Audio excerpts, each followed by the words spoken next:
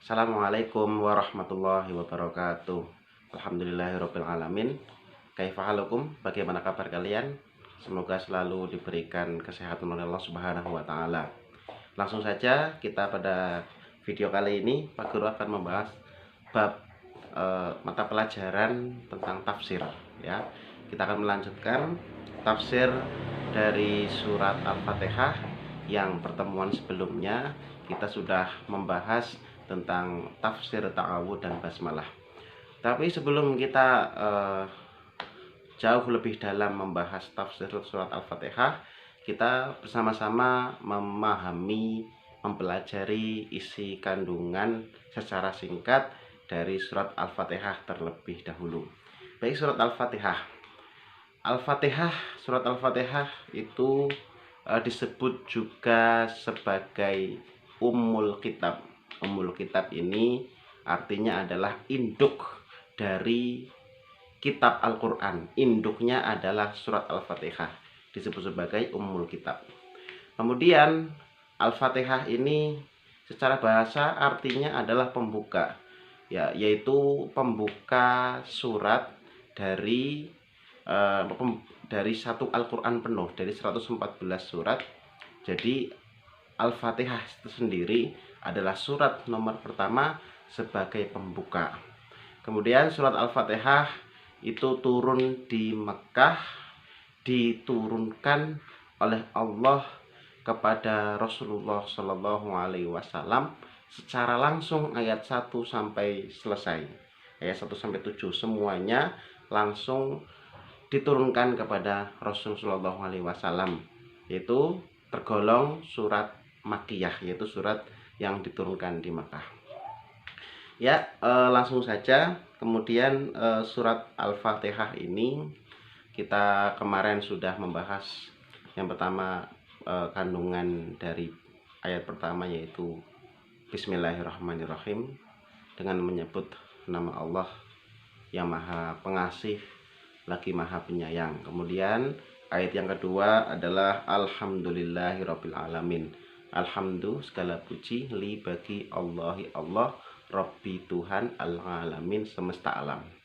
Ya, segala pujian hanya milik Allah ya. Kita wajib untuk memuji Allah Subhanahu wa taala dengan tulus hati yang ikhlas. Berbeda dengan kita memuji manusia, kita harus memuji Allah Subhanahu wa taala secara keseluruhan. Karena Allah Subhanahu wa taala Rabbil alamin. Rabbi itu Tuhan.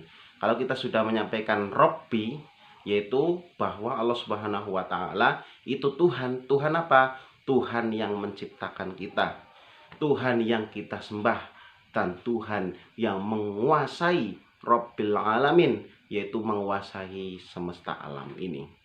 Kemudian itu ayat yang kedua. Yang ketiga adalah Ar-Rahmanir-Rahim, yaitu Maha Pengasih lagi Maha Penyayang. Ya, Allah Subhanahu wa taala itu Sang Maha Pengasih. Kasih Allah ya. Allah Subhanahu wa taala pengasih itu diberikan kepada seluruh makhluknya tanpa terkecuali. Orang Islam, orang Kristen, orang Yahudi, Nasrani, semuanya manusia dikasih sama Allah Subhanahu wa taala.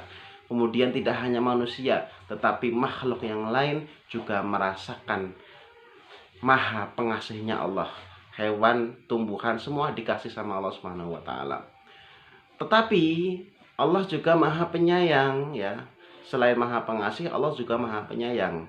Ibaratkan 100% itu Allah Maha Pengasih itu berikan 1% untuk di dunia ini. Yang 99% adalah Allah itu Maha Penyayang kepada orang-orang Islam, orang-orang yang beriman kepada Allah Subhanahu wa taala nanti di surganya. Allah akan memberikan kasih sayangnya, sudah Maha Pengasih dan juga menyayangi manusia-manusia yang beriman kepada Allah Subhanahu wa taala. Itu Allah Maha Pengasih dan Maha Penyayang.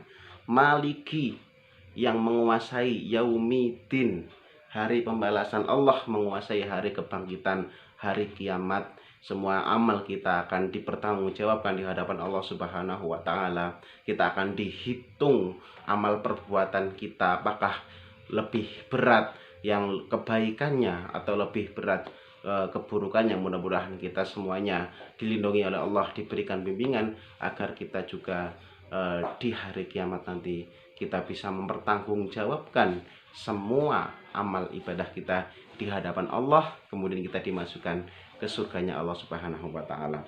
Kemudian setelah kita memuji Allah, kemudian kita sebagai hambanya, kita memohon kepada Allah, iyyaka na'budu wa iyyaka nasta'in. Hanya kepadamu lah ya Allah kami menyembah, tidak ada sesembahan selain Engkau ya Allah. Wa iyyaka nasta'in, hanya kepadamu kami mohon pertolongan. Ya, hanya kepada Allah kita minta pertolongan. Segala apapun yang kita hadapi di dunia ini, musibah segala macam, itu kita hanya minta pertolongan hanya kepada Allah Subhanahu wa taala. Kemudian dilanjutkan dengan doa kita, ihdinas siratal mustaqim, tunjukkanlah kami ke jalan yang lurus. Jalan yang lurus itu jalan apa? Jalan yang benar. Jalan yang benar itu jalan yang bagaimana? Siratal ladzina an'amta 'alaihim, yaitu jalan yang Engkau beri nikmat kepada mereka.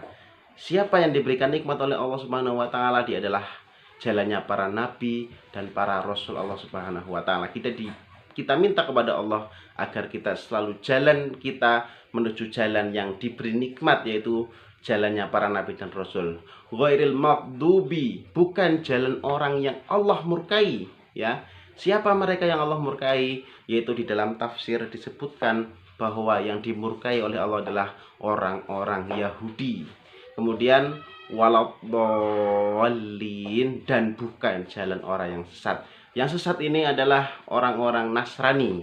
Di dalam tafsirnya bahwa dolin, sesat, itu adalah orang-orang Nasrani yang mereka memiliki 3 Tuhan.